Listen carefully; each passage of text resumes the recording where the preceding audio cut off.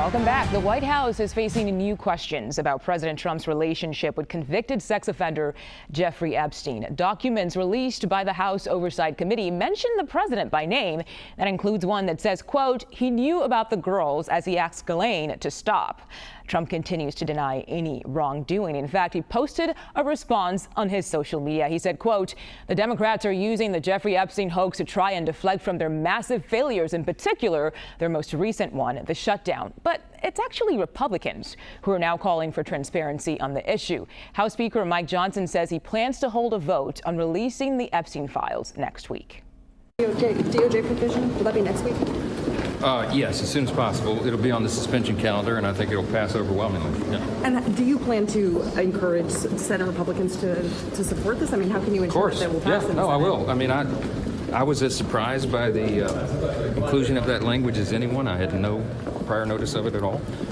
I was frustrated, as my colleagues are over here, and I thought it was untimely and inappropriate. So we'll be requesting, strongly urging our Senate colleagues to repeal that. I mean, to help us repeal it. I think that American people will agree with that.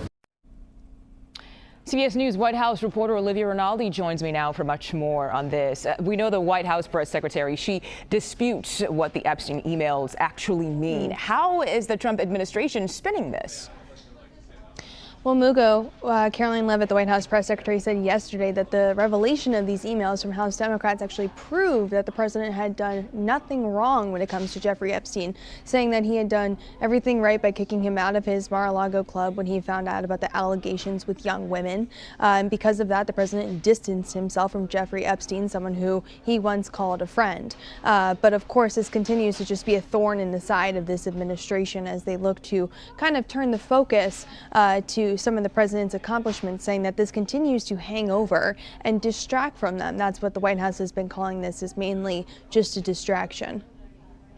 And it seems, Olivia, that some Republican lawmakers, they also want to see the Epstein files released in their entirety. Does the White House have anything to say about that? How are they handling that? Because it seems, for the most part, they seem to have support from Republican lawmakers. Things seem to be shifting right now.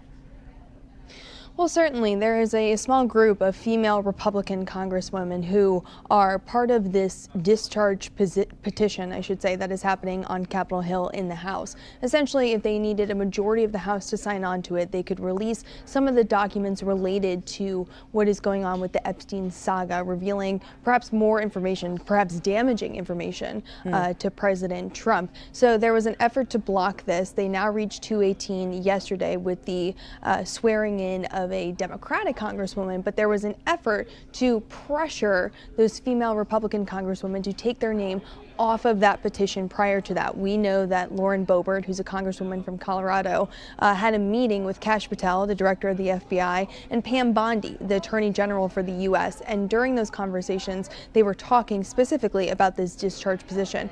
There was also a conversation had with Nancy Mace, a Republican congresswoman from South Carolina, about this as well, playing phone tag with members of the administration, asking her to remove her name. So certainly a pressure campaign there, but Mugo, it doesn't quite matter because they still got to 218, and so there's likely to be a vote on this sometime next week to reveal this information. However, it would still have to go to the Senate, which is in Republican control, and be signed by President Trump, and there's absolutely no indication at this moment that he plans to sign this. So perhaps all of that effort to stop this might just be moot anyways, but certainly telling that there was an effort to not get enough, or to not get 218 signatures in order to get this released. So yeah, it seems like they a lot going on this saga. Yes, certainly some effort there to try to perhaps stop this from being revealed. But then interesting, too, that you mentioned it has to go to the Senate, which it likely won't pass there, and then has to go to the president for the president to sign it, and that's probably not going to happen either. Thank you for breaking that down. It's moot anyways. Yes. Yeah. Olivia Rinaldi, thank you so much.